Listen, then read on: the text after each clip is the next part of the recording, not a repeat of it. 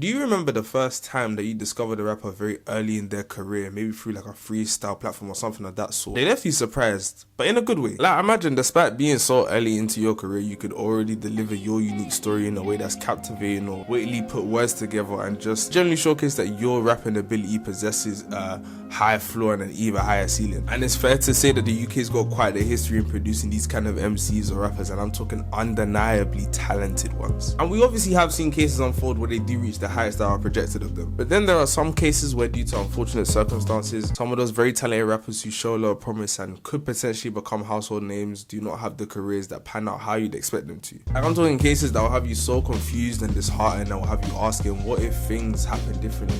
What if things actually worked in their favor? And there's 3 particular artists where this kind of feeling resonates the most with me that I want to talk about in depth. There's a bunch of other rappers that I could have mentioned when it came to this category, from Trems to Snap Capone to Mover to Samurai to SJ to Cadet, but the 3 that I've selected resonate with me a lot more when it comes to this particular topic, so let's just get into it. ADO man, how you approaching it? Mine, that's naked shavings, amazing, sorry, very inappropriate. I don't know what was told to him, no chat, could the talk ain't solving it. Ask them boy there how they cope with it. So Tookie's the first rapper that I want to mention because his emergence into the scene was a bit of an odd one. He was first making songs with the group AD back in 2017, but then re-emerged around 2019-2020 featuring on some of the 150 tunes. Most notably the songs A-Town Matters and Got Smoke with J-Boy. Now the thing that stood out with Tookie is that his flow was very, very different, and if you go to like the YouTube comment sections of a lot of the tunes that he featured on, they all say the exact same thing. Like, he really set himself apart with the selection of his rhyme schemes and the notable change in his voice, as well as the tempo of his flow also changing. 2017 it was a lot faster and the bars were a lot more generic and sounded slightly higher pitched, but then when he came back around 2019 to 2021, yeah, he was a problem. A lot of the verses that he had, he'd stand out through this unique way of internal rhyming, which was just super dope to listen to. Come round here, get got.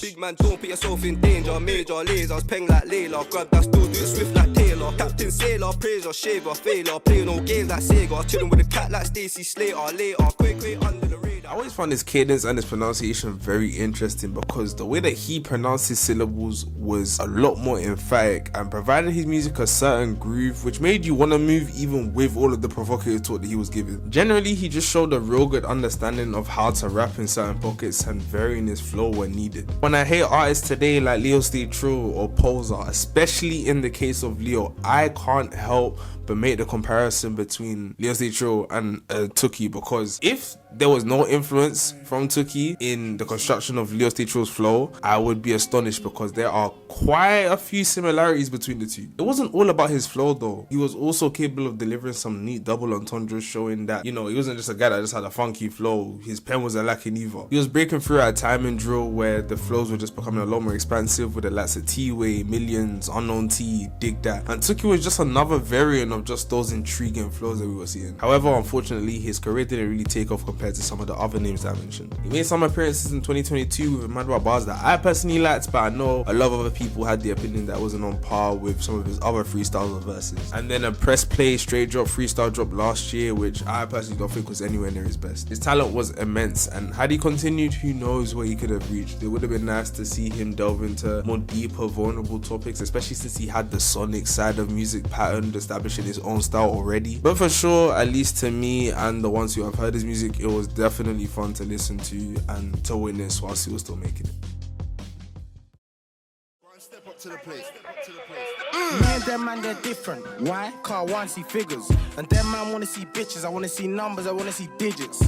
I want money, they want girls, cause I'm gully. I want shells, I wanna pump you with big bells. I wanna work hard to hit sales. The next artist I want to talk about is probably one of the more sad cases within UK music, because Shoki was actually different. He had one of the most promising rises that we've seen from a young artist other than probably Dave. Coming out of Lewisham, he first broke out on tunes with his music collective PHSB, consisting of him, IQ, Slimzy, and another aspiring artist called M. who sadly passed away in April 2016. The collective at the time gained a lot of attention for their music since it all sounded very entertaining and carefree. At that time, around 2015-2016, the music from the younger artists wasn't necessarily the most refined, but it was just raw expression and represented that kind of youthful freedom freedom where guys were just trying to make anthems for their areas. When artists like Kido Keemzo, Belly Squad, J Silva, 316 were all hot, but it was Shoki that looked the most destined to actually make it mainstream. Shoki was a very talented rapper who understood how to let his personality shine through his music. He was also versatile because he could spit a serious verse on a drill beat, but also could make something that was a bit more melodic and suited to like a more summery vibe. He had a demeanor that was just very charismatic, audacious and confident. The content may have not been that different to what we're used to, but it was that delivery that he had where a lot of people had him touted to be one of the bright stars for the future. That year of his breakout in 2016, he had a Black Box freestyle, a Mad About Bars, a Tim Westwood session, a Daily Duppy, proving how determined he was to take every single opportunity that came his way so that he could rack in as much publicity as he could and be able to show as many people as possible how talented he was. Even tracks like No Amigos, Them Boys and Quay, where he focused more on showing his ability as an individual act, were also very memorable, especially Them Boys, because that song,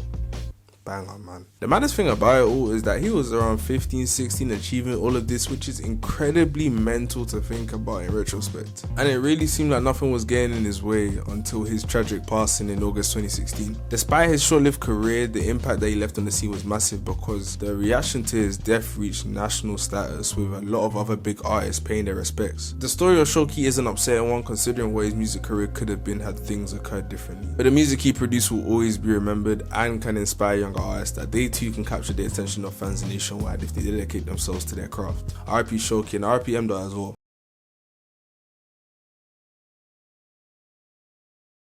Let's go again. Shit, I stepped in a room late nights and watched my mum cry. Then I stepped on the road one time and watched 20 man trying to fit their shanks into one guy. Case pending, 10 screws can't contain one guy. I honestly believe they would have smoked me if I complied. Shit, I'm concerned. I'm from where them actions come first. You wanna get served, you gotta come first. If I don't get drank when come first, I lift the missing. This is probably the moment that a lot of people caught Bam Bam in his true element. Released a freestyle that leaves you in awe every time you listen to it, no matter how many listens that you give it. He began his freestyle with a certain flow and composure similar to Jim Jones and Max B out of Harlem, but quickly transitioned to him presenting this hunger very comparable to when Gets was once known as Ghetto. The freestyle had everything from passion to wordplay to storytelling to flow. Like when people be talking about what is substance, this is exactly what they mean. If you go back to that video and dissect how many people were captivated in that room as the video progresses, that will be a true testament to the impact and the true quality of that freestyle, because live people realized that they were witnessing one of the best freestyles that we have seen in the UK, and it probably is the best in all honesty. And outside of this freestyle, Bam Bam's never been a slouch when it comes to showcasing his talent. His Man About Bars was another very strong showing of his lyrical ability, where he's just having a field day playing about with the prefixes, forming play on words with them. When I think about my dirty peers and 30-year bidders, mercy tears for all my mercenaries, merciless affairs. Only God can judge us, but that judge a burden us for years. His Mic Check freestyle is one of the more intense freestyles that I've seen on the platform, where he agitatedly lets out his thoughts and reflections on his younger days, but does so in an incredibly poetic way. That one extra freestyle that he had on the second part consisted of one of the most sincerest pieces of storytelling, describing the deterioration of a boy of a similar background to his, alongside unraveling his own constant fight between reluctantly living a certain lifestyle out of necessity, and how it interferes with his dynamic with his family and friends, his faith, and his own mental well-being. And the common thing which makes Bam Bam's music so different is that he did not glamorize anything of what he rapped. Like, he openly admits within his lyrics that the lifestyle that he lives is not fun by any means, despite a lot of rappers making that kind of lifestyle seem flashy. It was clear that he saw music as a vehicle to lay bare his thoughts and experiences that have probably been eaten at him, but painting a way so vivid and detailed that you may get lost within the words, but you'll hear the raw emotion and the pain suffered in the voice. I don't think it'll be far-fetched to say that Bam is one of the most poetic rappers that we've seen, who ensured that his songs and freestyles remain authentic and true to him on all fronts. He went on this mad run from 2017 to 2019, and I don't want you man to know the kind of conversations I would have put him in. Even till now, the kind of conversations that you don't even want to know. It was really looking like it was only a matter of time till he took over, but then he just ghosted. From like 2020 onwards, for a good 2 to 3 years, you didn't hear anything from him. Rumors for his absence started flaring up about him potentially being incarcerated again. There was even one going around about him passing away, and thankfully that one isn't true. But it seemed like it was just a hiatus away from music, which probably felt necessary to him. And it was really looking like he was done with music for good. But it seems that he's back, because he's dropped a couple of verses of him featuring on some projects, including Big Watch's one from last year and Kozzy's one from this year. So this What If may not actually be wrapped up, and hopefully he still has the opportunity to make an emphatic return come 2025, as the talent can never be questioned. And I think think the scene is dying for him to return to his best. The main purpose of this video was to just show appreciation for the guys who, despite not making it big time as they probably deserved, still had a big impact on my childhood music wise. Usually when we discuss rappers who never blew, it's kind of discussed from the angle of them having fallen off or their careers being disappointments. However, we never even take the time to actually deep and commend what they did when the limelight was actually on them. Sometimes when it comes to music, it's just good to cherish the real talent when you see it, as opposed to just setting expectations immediately. When you don't know what the future holds, you never clock what's in front of you. And in the case of these three artists, these are guys who have massively contributed to setting the standard for what we regard as high caliber UK rap. So big up these artists, rest in peace Shoki again, and yeah, if you like the video, like, subscribe, share it, and yeah, I'll see you on the next one.